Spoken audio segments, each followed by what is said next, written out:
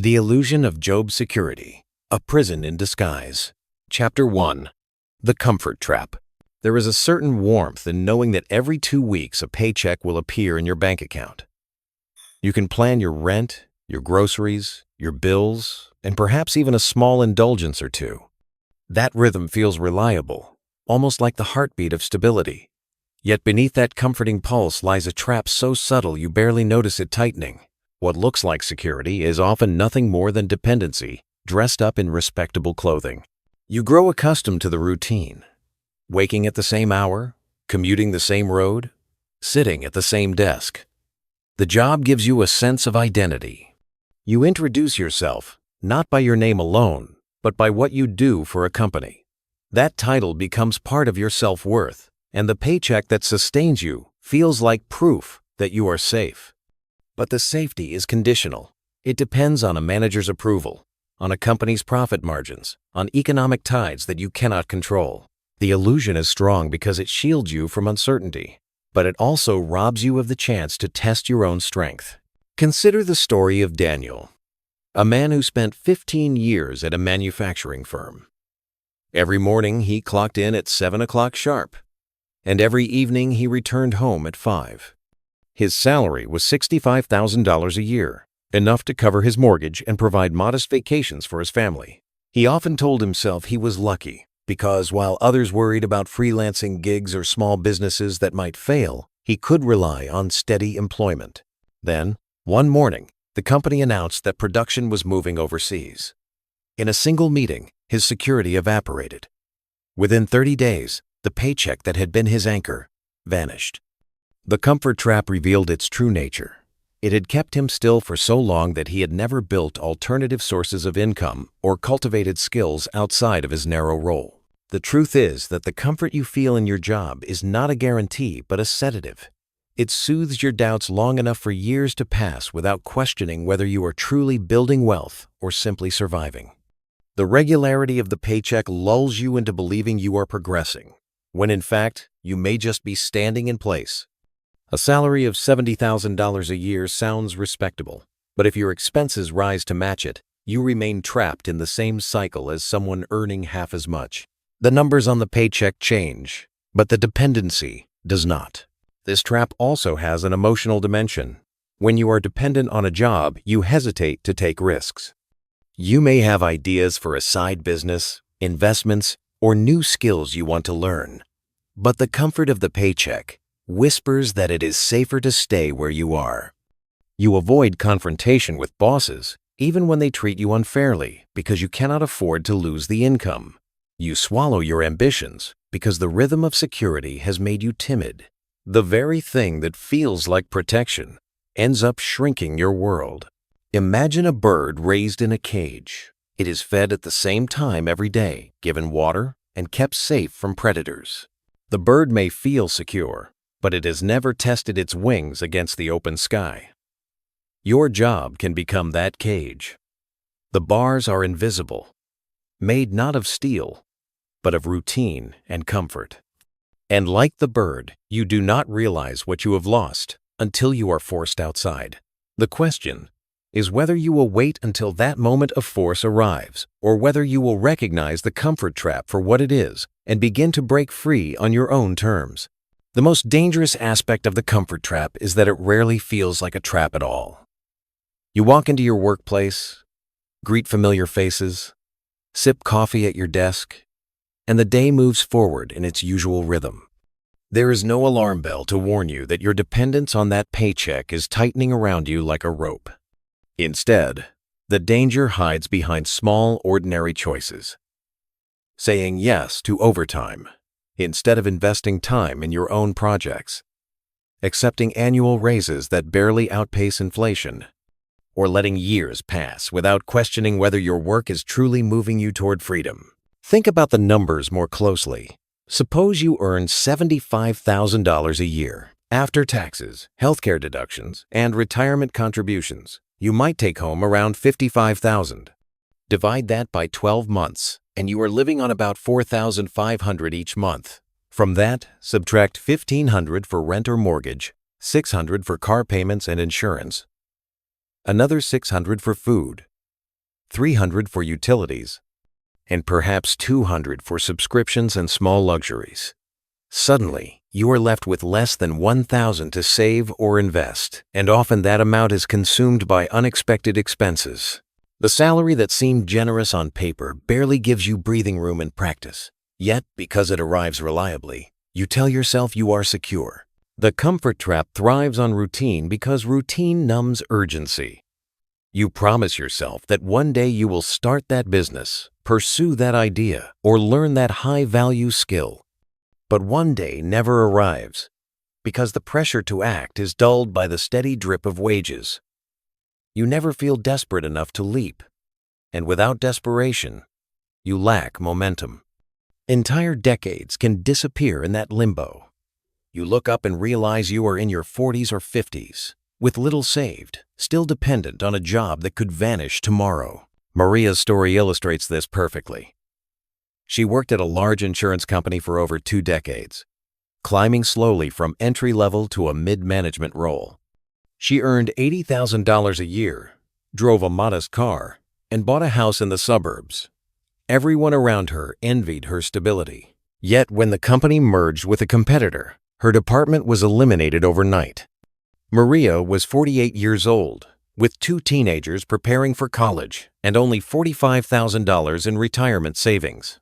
For years, she had believed that her loyalty and hard work guaranteed stability, but the reality was that her entire livelihood had always rested on a decision made in a boardroom where her voice was never heard. The comfort trap had disguised fragility as strength. Another layer of the trap is psychological. Humans crave certainty. The thought of not knowing how you will pay next month's bills can be terrifying. Employers exploit this by offering not just money, but structure. The job tells you where to be, what to do, and even when you can take a break. This structure can feel like order in a chaotic world, but it also trains you to outsource responsibility for your own future. You stop making bold choices because someone else has already given you a script. The cage becomes so familiar that you forget what freedom even looks like. The irony is that true security rarely comes from dependence. Real security is built on resilience, on having multiple streams of income, valuable skills that cannot easily be replaced, and the courage to adapt when circumstances change. The comfort trap tricks you into believing that resilience is unnecessary because the paycheck is predictable. But as countless stories reveal, predictability can vanish with a single email, a single layoff meeting, or a single economic downturn. Breaking free from this trap does not mean quitting your job recklessly or abandoning responsibility. It means seeing the paycheck for what it truly is: a temporary tool, not a permanent foundation.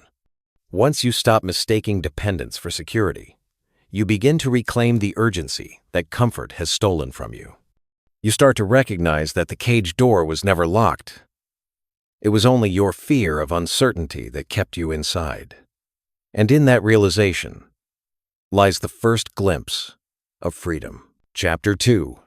Golden Handcuffs. The most seductive prisons are the ones that pamper you. Unlike iron bars or locked doors, the restraints of employment often come wrapped in velvet. You are not merely paid. You are rewarded with health insurance, retirement plans, paid vacations, and a sprinkling of perks designed to make you feel privileged. These rewards are presented as gifts, but in truth, they are shackles.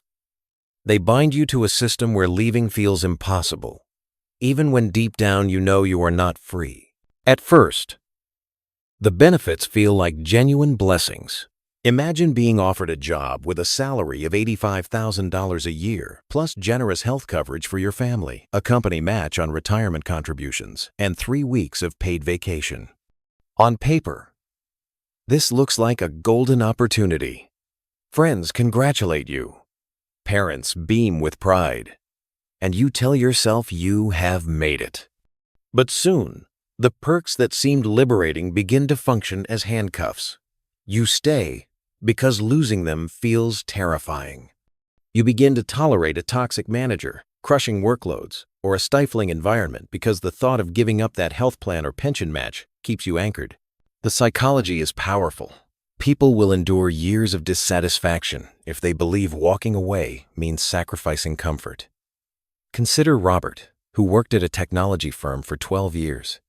His salary climbed from $70,000 to $120,000, and along the way he gained stock options, private health benefits, and a bonus that paid for his annual vacations. Outwardly, he was thriving. Inwardly, he felt suffocated. He dreamed of launching his own software company, but always convinced himself it was not the right time. Each year, he told himself he would leave after the next bonus, after the next vesting of stock, after the next promotion. The golden handcuffs tightened until he could no longer imagine life without them. By the time layoffs hit during an industry downturn, Robert realized he had spent over a decade renting his life in exchange for comfort that had never truly belonged to him. This pattern repeats across countless lives. Companies know that by layering benefits on top of wages, they deepen dependence. A person who relies solely on salary can leave more easily, but a person who has tied their medical security, retirement savings, and daily identity to the job is far less likely to walk away. These perks are calculated to keep you tethered, even when better opportunities might lie elsewhere. What feels like generosity is in fact strategy. There is also a hidden financial trick at play. When you rely on benefits, you underestimate their cost. Suppose your employer covers $12,000 a year in health insurance premiums. If you were to leave and buy coverage independently, you would suddenly face that expense directly. The fear of losing what had felt free keeps many people locked in place. The handcuffs glitter because they shield you from the true price of independence. Yet the price is there all the same, only disguised by the company's accounting. The golden handcuffs also shape how you think about risk. A person who receives a predictable salary plus a package of benefits begins to see any alternative path as dangerous, even if the long-term rewards are far greater. Starting a business, investing aggressively, or shifting careers feels like gambling because you compare every uncertain possibility to the shiny certainty of your job's rewards. In reality, the certainty is fragile, but as long as the handcuffs gleam, you convince yourself it is safer to stay bound. The tragedy is not just the years wasted, but the potential never realized.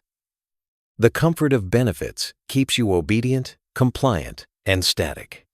You become like a tenant who stays in a lavish hotel suite for decades, enjoying room service and clean sheets, yet never realizing that you could have used the same money to build a house that truly belongs to you. The suite feels luxurious, but at the end of the day, it is still rented space. The golden handcuffs shine, but they remain chains all the same. The brilliance of golden handcuffs is that they rarely feel heavy. They are not cold metal biting into your skin. They are soft, polished, and designed to make you forget they exist at all. Every annual raise, every promotion, every additional perk is another link added to the chain. You convince yourself you are moving upward, yet the upward climb only tightens your dependence. You may believe you are building stability, but in reality, you are weaving a net that catches you whenever you dare to leap. Let us look at how this plays out over time. Imagine someone starting a corporate career at 24 with a salary of $50,000 a year. Within 5 years, they earn $75,000 and receive a retirement plan match of 6% plus paid family health insurance. By 35, their salary reaches $100,000, and they are offered a company car allowance and stock options. On paper, they are thriving. But here is the subtle trap. Every time their lifestyle rises to match their income, a bigger house, private schooling for the kids, nicer vacations, the golden handcuffs tighten. By the time they hit 40, they have a mortgage of $3,000 per month, car leases, private insurance tied to the job, and a retirement plan they cannot touch without penalties. Leaving no longer feels like a choice. The employer has effectively purchased their obedience for life. People often underestimate how much fear drives their decisions in this state. Fear of losing health insurance if a child becomes sick. Fear of losing retirement contributions that seem too valuable to walk away from. Fear of disappointing a family that has grown accustomed to a certain lifestyle. These fears disguise themselves as rational caution, but in truth, they are the bars of the cage. Companies rely on this psychology. They know that if they can entangle your financial survival with their continued success, you will work harder, stay longer, and suppress your true ambitions. Take the case of Linda, a senior marketing executive who earned $150,000 annually, plus bonuses and perks that pushed her compensation close to $200,000. To outsiders, she lived a dream life: a large house in an affluent neighborhood, international vacations, private schooling for her children. Yet privately, she confided that she felt like a prisoner. She dreaded Monday mornings, longed to pursue her passion for writing, but could never imagine giving up the benefits that came with her role. Her husband once suggested they downsize and give her space to chase her dream, but Linda dismissed it instantly. The handcuffs were too dazzling to remove. She stayed, year after year, telling herself she would leave once she had just a little more saved. By the time she finally resigned, burnout had eroded her health, and she realized she had traded her best decades for a gilded cage. The most insidious part of golden handcuffs is that they steal not only your freedom, but your imagination. Over time, you forget what life outside the system even looks like. You may scoff at entrepreneurs, dismiss investors as gamblers, or convince yourself that true independence is only for the lucky few. This narrowing of vision is the final lock on the chain. It is not the perks themselves that hold you. It is the belief that you cannot survive without them. Yet history shows that people who dare to break these chains often discover they were never as heavy as they seemed. The health insurance can be purchased independently. The retirement savings can be built outside of employer plans. The lifestyle that seemed non-negotiable can be simplified without destroying happiness. The golden handcuffs lose their power the moment you stop worshiping their shine. Until that day, however, they remain one of the most effective prisons ever invented. Comfortable enough to keep you quiet, lucrative enough to keep you obedient, and dazzling enough to make you believe you are free. Chapter 3. The Cost of Obedience. Every paycheck you earn as an employee carries a silent price tag, one rarely printed on the stub or visible in your bank account. That price is obedience. You are paid not just for the tasks you complete, but for the submission you demonstrate to schedules, to rules, to hierarchies, and to decisions that often contradict your own judgment. It may seem harmless to comply, but over years, the cost of this obedience is staggering. It eats away at your autonomy, your creativity, and eventually, your sense of self. When you agree to be an employee, you are entering a bargain far larger than money. You are agreeing to let another person decide when you rise, when you rest, when you may travel, even when you may sit down for lunch. You agree that your time between 9 o'clock in the morning and 5 o'clock in the evening belongs not to you but to an organization. You agree that your ideas must be filtered through approval channels, that your behavior will be measured against policies, that your loyalty must be unquestioned even when it contradicts your own values. In return, you are compensated with a wage. Yet if you were to measure the full cost of what you surrender, you might find the exchange is far more expensive than it appears. Consider a simple example. If you earn $80,000 a year, it may sound respectable, but divide that by 2,000 working hours, and you are essentially selling each hour of your life for $40. That calculation ignores overtime, unpaid commutes, after-hours emails, and the stress that bleeds into evenings and weekends. Once those are factored in, you might find you are selling your time for closer to $25 per hour. More importantly, you are selling not just your time, but your obedience. You are paid to comply, to follow, to put aside what you might prefer to do in order to fulfill what someone else demands. The true cost of obedience reveals itself in moments of conflict. Imagine a nurse ordered by hospital administrators to prioritize cost-saving protocols over patient comfort, or a teacher required to teach to the test instead of nurturing curiosity, or an engineer asked to cut corners to meet a deadline. In each case, obedience means betraying one's own standards to satisfy someone else's agenda. This betrayal may be subtle at first, but over years, it corrodes the soul. You begin to silence your instincts, to suppress your integrity, to train yourself not to think too much. The wage buys your silence as much as your effort. Take the story of Anthony, a mid-level manager at a retail chain. He was instructed to reduce payroll expenses by cutting staff hours, even though the stores were understaffed and employees were already overworked. He knew the directive would hurt morale and customer service, yet he followed it because disobedience risked his job. For 6 years, he carried out policies he privately disagreed with, telling himself that he was simply doing what he was paid to do. By the time he finally left, he realized he had become someone he no longer recognized, a man who had traded his principles for a steady salary of $90,000. The money covered his mortgage, but the cost of obedience was his integrity. The irony is that many people believe they are avoiding risk by obeying. They fear that saying no, questioning authority, or charting their own path would jeopardize their security. Yet in truth, obedience is the greatest risk of all.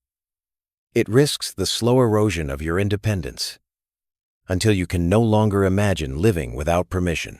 You begin to mistake compliance for safety, routine for fulfillment, and servitude for loyalty. The longer you remain obedient, the harder it becomes to reclaim your freedom. The cost is not always measured in dramatic betrayals of principle. Sometimes it shows up in smaller, quieter sacrifices. The parent who misses a child's school play because a boss demanded a late meeting. The artist who never paints because their evenings are drained by exhaustion. The traveler who postpones adventure until retirement, only to find that by the time freedom arrives, energy has disappeared. Each sacrifice seems minor in isolation, but together they represent the sum of a life bent to another's will. The paycheck obscures these costs because it provides an easy number to focus on. You can see the money, but you cannot see the opportunities lost, the integrity compromised, or the years surrendered. Only when you step back do you realize that obedience may have been the most expensive purchase of all and the one you never consciously agreed to buy. The cruelest thing about obedience is that it often disguises itself as virtue.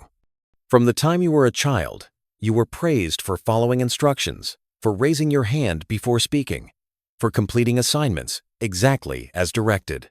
In school, obedience earned gold stars. In the workplace, it earns promotions and raises. But behind the praise lies a system designed not to reward your individuality, but to shape you into a reliable cog. The more obedient you become, the more predictable you are. And predictability, while valuable to your employer, quietly robs you of the unpredictability that fuels growth, discovery, and independence. Over time, obedience conditions you to silence the voice that whispers you are meant for something more. You stop asking questions like, "What do I truly want?" and instead ask, "What is expected of me?" This subtle shift is devastating. Instead of using your creativity to design a life, you use it to please managers, to meet quarterly targets, to polish reports no one will remember in a year. You learn to betray yourself in small increments, and you call it professionalism. Let us put this into perspective with numbers. Suppose you begin working at age 22 and retire at age 65. That is 43 years of employment. Even if you work only 40 hours a week, that adds up to over 80,000 hours of obedience. Add the overtime, the weekends lost to preparation, the after-hours stress, and you may easily surpass 100,000 hours. Imagine what else you could have built with 100,000 hours directed by your own will instead of someone else's. You could have mastered new crafts, built businesses, created wealth, or lived a life designed around your passions. Instead, obedience consumes those hours, leaving you with only the leftovers of your own existence. This is not just about lost opportunity. It is about lost voice. Take the example of Evelyn, an architect with a gift for innovative design. Early in her career, she was known for bold, creative proposals. But at the firm where she worked, unconventional ideas were frowned upon. She was told repeatedly to keep designs simple, cost-effective, and aligned with tradition. Over 15 years, she stopped pushing boundaries. By her mid-40s, she realized she no longer knew how to think creatively. Her obedience had atrophied her talent. What once set her apart had been dulled into mediocrity because compliance had been safer than defiance. The paycheck remained steady, but her true gift had been squandered. The cost of obedience also extends to dignity. You may smile when reprimanded unfairly, laugh at jokes that demean you, or nod at decisions you know are wrong, all to maintain harmony with authority. Slowly, you begin to live in two selves, the one you show at work and the one you bury deep inside. This internal division eats at your confidence.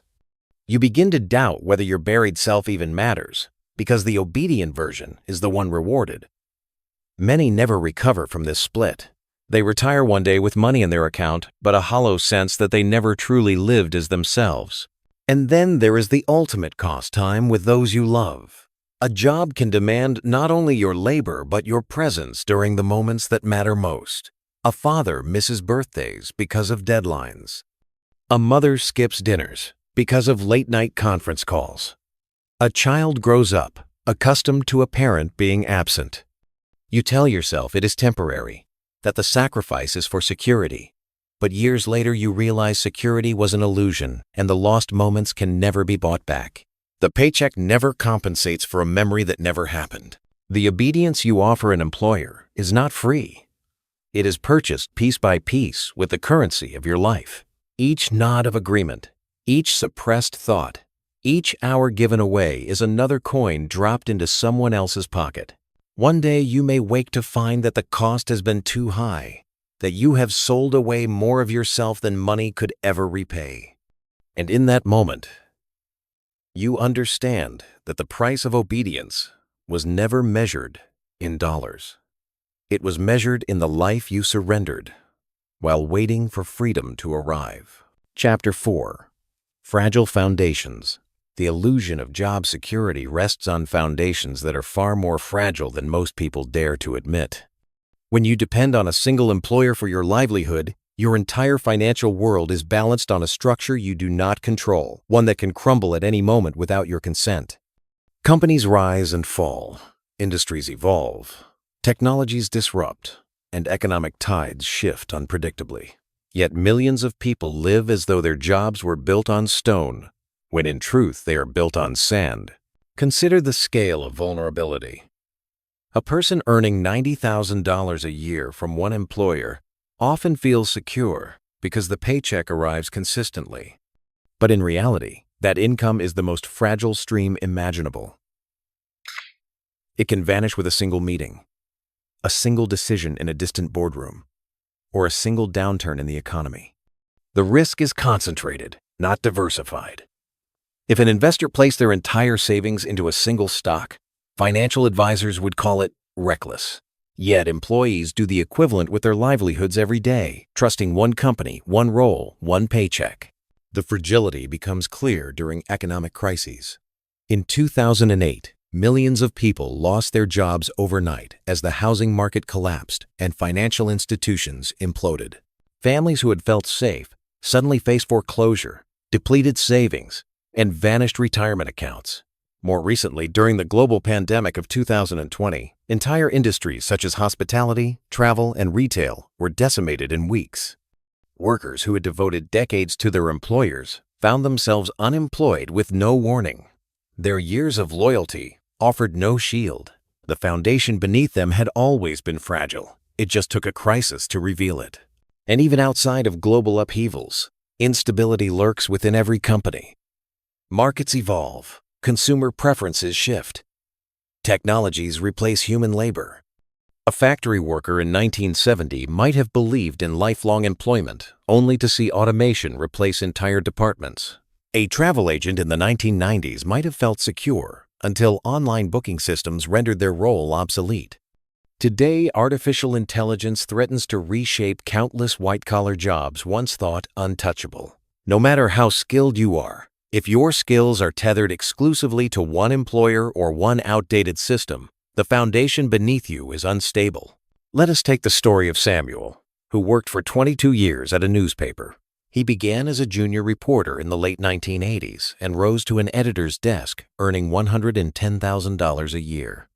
For decades, he assumed his career path was solid because newspapers had been around for centuries. But with the rise of digital media, advertising revenue collapsed. Entire newsrooms were gutted. Samuel was laid off at 49, his profession shrinking faster than he could adapt. His decades of loyalty had been invested in a foundation that looked permanent but was already crumbling beneath him. The cruel irony is that employees are often told they are part of a family, yet when profitability demands it, that family evaporates. You are a line on a spreadsheet, a number in a quarterly report. Companies make decisions to protect shareholders, not employees. Believing otherwise is like mistaking a rented apartment for a permanent home. You may decorate it, invest time in it, and grow attached, but ultimately, the lease is not yours to control. Fragile foundations do not announce their weakness in advance. They give the illusion of strength until the moment of collapse. And that collapse always comes faster than expected. The question is not whether your job is fragile. The instability of jobs is not only about global crises or technological revolutions. It is woven into the very fabric of modern business. Companies operate on quarterly earnings, shareholder expectations, and competitive pressures that leave little room for loyalty to employees. When numbers fall short, jobs are cut. When markets shift, roles are outsourced. When efficiency is demanded, technology replaces human hands. To build your life around the permanence of a paycheck is to balance on a bridge that is constantly being rebuilt beneath your feet. Think of how quickly circumstances can change. Imagine a man named Carlos who worked in the hospitality industry. For 15 years, he managed operations at a mid-sized hotel chain, earning $95,000 annually.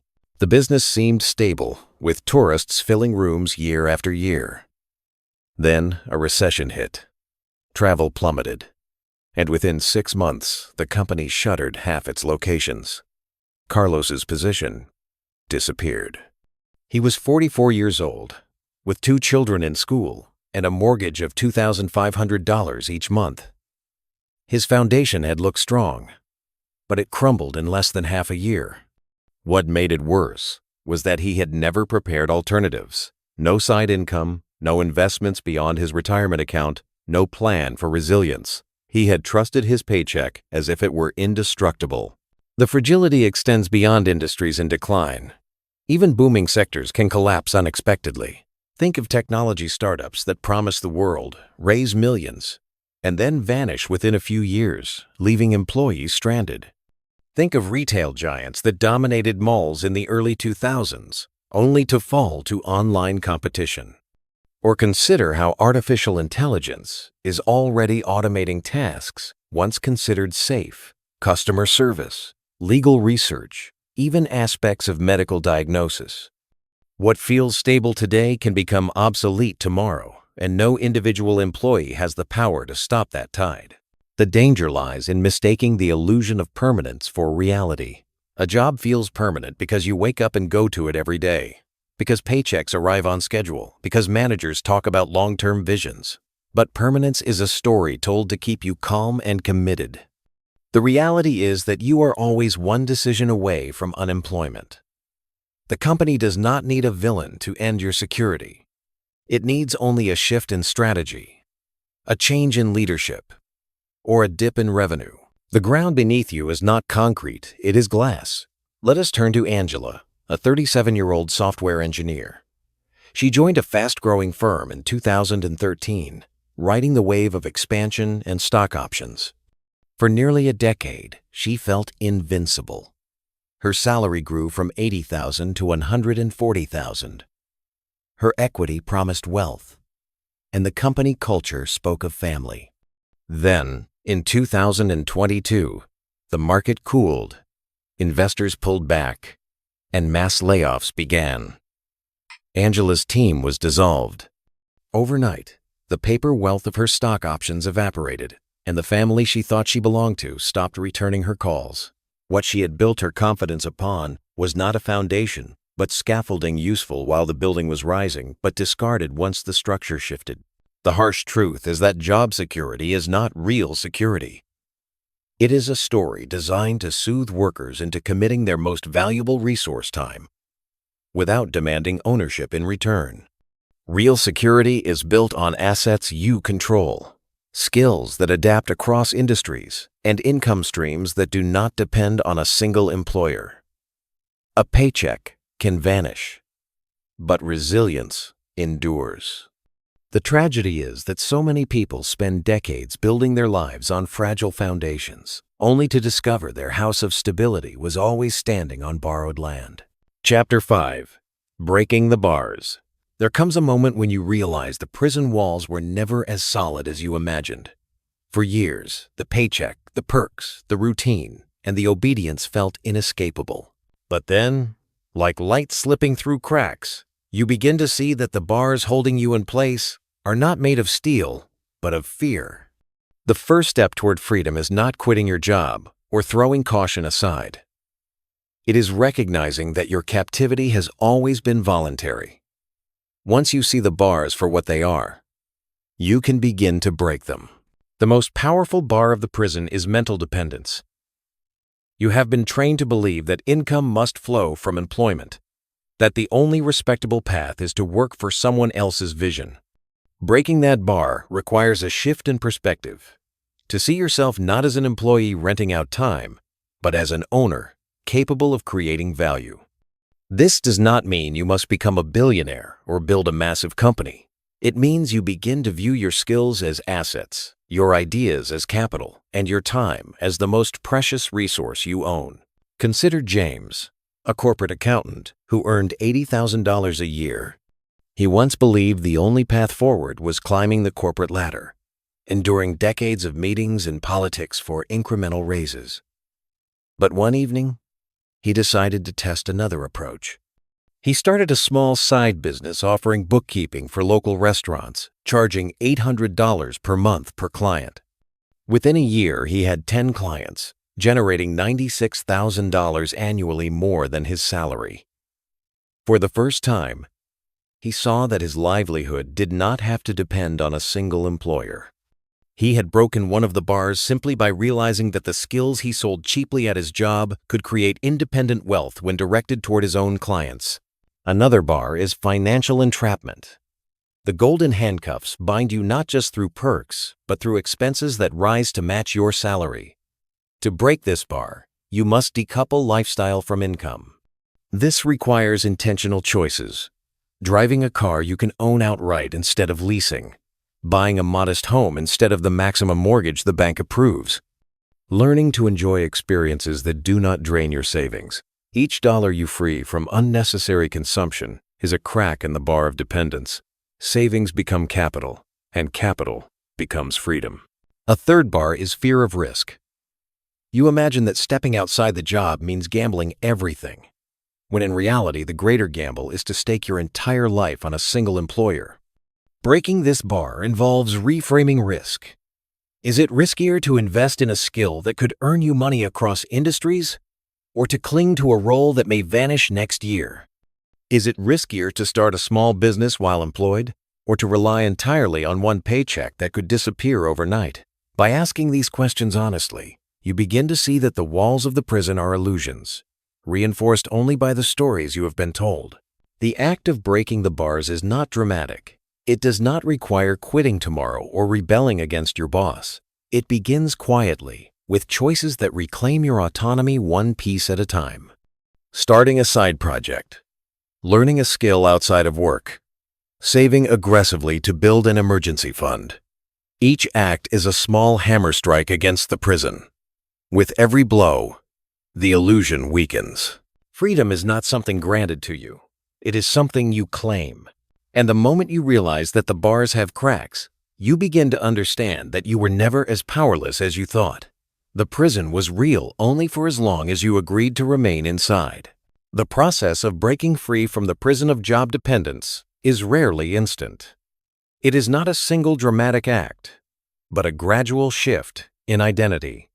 You begin by seeing yourself not just as an employee, but as a builder, an investor, a creator. This transformation does not require vast wealth to begin. It requires courage to take small, deliberate steps that accumulate into true independence. One of the most effective steps is creating multiple streams of income. Imagine Sarah, a school teacher earning $55,000 annually. For years, she believed her financial destiny was tied entirely to her district's salary schedule. Then she began tutoring privately in the evenings, charging $50 an hour. Within months, she was making an additional $12,000 a year.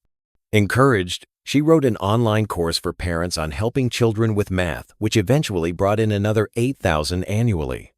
By combining modest streams, Sarah reduced her dependence on her single paycheck.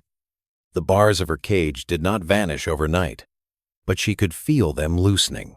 Another way to break the bars is through ownership. Ownership means building or buying assets that generate income without requiring your constant labor. Real estate, dividend-paying stocks, small businesses, or even digital products are all examples. When you own something that pays you whether or not you show up at 9 o'clock on Monday, you weaken the employer's hold on your life. Ownership is the opposite of obedience. It allows you to decide how you spend your time, because your income is no longer chained to your compliance. The bars also weaken when you reclaim control over your time. Most employees live in a rhythm dictated entirely by their jobs, waking at certain hours, commuting at certain times, asking permission for breaks or vacations. To break this, you must begin designing parts of your life on your own terms.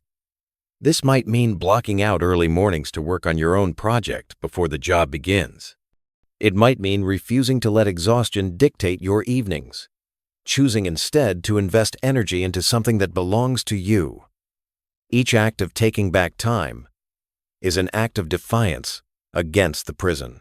Breaking the bars also requires confronting fear directly. Fear of failure, fear of judgment, fear of financial instability. These are the guards patrolling the prison walls.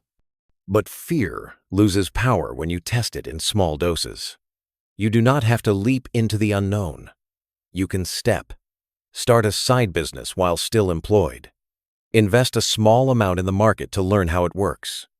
Take on a freelance project to prove that someone outside your employer will pay for your skills. Each small step chips away at fear, until you realize the guards were never armed. They only looked intimidating from a distance. Finally, breaking free is about building confidence in your own resilience. You begin to trust that even if a job disappears, you will adapt, learn, and survive. You stop clinging to the illusion that stability must be given to you, and you start creating it for yourself. This confidence grows not from theory but from practice, from actually earning money outside your job, from seeing your savings build, from learning skills that open new doors. With each success, no matter how small, you feel the bars bend. The day eventually comes when you look around and realize the prison no longer holds you. Perhaps you still have a job, but it no longer defines you.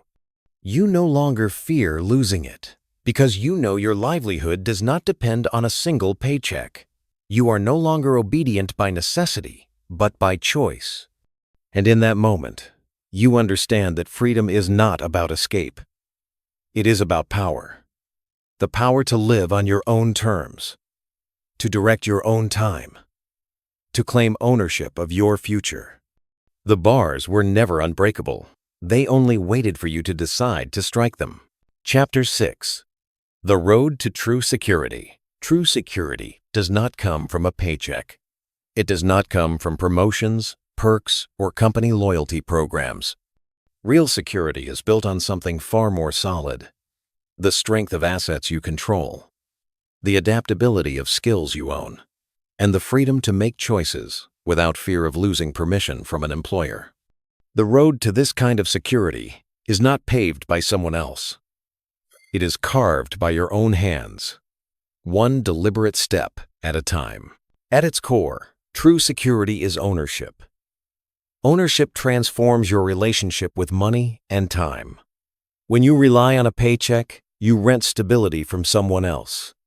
But when you own assets, whether they are rental properties, dividend-paying investments, or intellectual property you create, you generate income that no employer can confiscate with a meeting notice.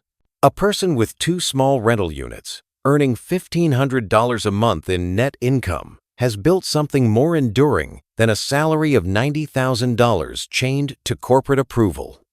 The salary can vanish in 30 days. The property will continue paying month after month. Ownership replaces fragility with permanence.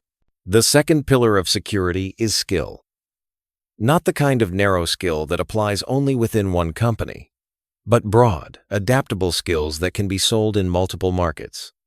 Learning to negotiate, to sell, to write persuasively, to manage money, to understand technology. These are tools that can never be outsourced away from you. A carpenter who knows how to build furniture, a programmer who can design applications, a teacher who can package knowledge into online courses. These people are never truly unemployed because their skills can create value beyond any single paycheck. Security lives in knowing that your livelihood rests within you, not within the goodwill of a corporation. The third element is independence of time. Security is not just about money, but about freedom from rigid schedules that dictate your existence. When you design your life around autonomy, you are free to choose how you spend hours, days, and years. This independence often comes from creating streams of passive or semi-passive income, but it also comes from setting boundaries, refusing to sell every ounce of your energy, and reclaiming space to live. A person who earns less but controls their time is often far more secure than someone who earns more but is chained to endless obligations. Consider Danielle, who once worked as a corporate lawyer earning $180,000 annually. On paper, she was secure. Yet she lived in constant fear of layoffs, partner evaluations, and an unrelenting schedule that consumed nights and weekends. At 38, she made a radical shift. She reduced her lifestyle, paid off debt, and began buying small rental properties while taking on freelance legal projects. Within 5 years, she had replaced her salary with income she controlled directly. She did not become wealthier in the traditional sense. She still earned under $200,000 a year. But she became secure in a way she had never been before. Her income no longer depended on a single firm's decision, and her time was hers to shape. The road to true security is not about chasing riches, but about building resilience. It is the quiet confidence that comes from knowing no single failure can ruin you, no single employer can silence you, no single crisis can erase your livelihood. It is the strength of diversification, the courage of independence, and the wisdom to value freedom above the illusion of safety. The destination of true security is not marked by a dollar amount in your bank account, but by the feeling that no single event can destroy your life. It is the peace of knowing that if one income stream dries up, another remains. That if one opportunity fades, your skills can create new ones. That if the world shifts, you can shift with it. This kind of resilience cannot be handed to you by an employer. It must be built deliberately, brick by brick, with intention and patience. A crucial brick in this foundation is financial independence. This does not mean you must retire early or never work again. It means that your expenses are low enough and your assets strong enough that you are not forced to obey for survival. Imagine a man who spends $3,000 a month and owns dividend-paying investments that generate $2,000 monthly, plus a small business that provides another $1,500. Even if his employer were to vanish overnight, his life would not collapse. He might adjust, but he would not be desperate. That is security, not perfection, but resilience. Another brick is clarity of values. Many people confuse income with fulfillment, chasing higher salaries even as the chains tighten. True security comes when you define wealth not as numbers alone, but as alignment with the life you want. For some, that means time with family. For others, it means travel, creativity, or service. When your money serves your values rather than replacing them, you feel grounded. You no longer need the illusion of job security because you have built a life that reflects who you are, not what a corporation demands. Then there is the brick of courage. To step outside the illusion requires bravery, because freedom always carries uncertainty. But courage grows through practice. Each time you earn $1 outside your paycheck, you strengthen it. Each time you choose to invest rather than consume, you strengthen it. Each time you risk embarrassment by trying something new, you strengthen it. Over time, courage becomes habit, and habit becomes strength. The prison doors do not open with one act of defiance. They swing wide through the daily practice of courage. Let us look at Michael and Grace, a couple who embodied this journey. For years, they both worked corporate jobs, earning a combined income of $160,000. They believed they were safe until the company Grace worked for collapsed during a merger. The shock forced them to rethink everything. They sold their oversized house, reduced expenses, and began investing in small rental properties and a modest e-commerce store. Within 7 years, their assets generated nearly as much income as their former salaries. The real transformation, however, was psychological. They no longer feared job loss because their well-being no longer hinged on a single paycheck. For the first time, they felt secure, not because of what a company promised, but because of what they had built together. The road to true security is not glamorous. It requires sacrifice, patience, and persistence, but it delivers something no employer can offer: the knowledge that your life is yours. When you own your time, when your money works for you, when your skills adapt to any storm, you discover a freedom far greater than any steady paycheck. The bars of the prison dissolve, and you realize they were only shadows all along.